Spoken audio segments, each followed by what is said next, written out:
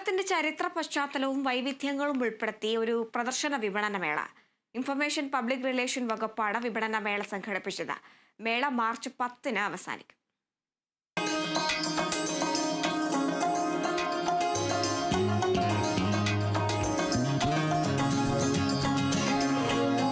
കുട്ടികൾക്കും മുതിർന്നവർക്കും ഒരുപോലെ പങ്കെടുക്കാവുന്ന രീതിയിലാണ് മേള സംഘടിപ്പിച്ചിട്ടുള്ളത്.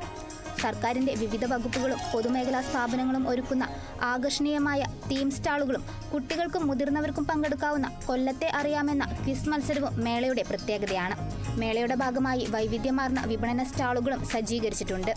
AI പവർ ടൂളുകൾ ഉപയോഗിച്ച് സന്ദർശകർക്ക് തത്സമയ സംവേദനാത്മക അനുഭവങ്ങൾ നൽകുന്ന തരത്തിലാണ് സ്റ്റാളുകൾ സജ്ജീകരിച്ചിരിക്കുന്നത്.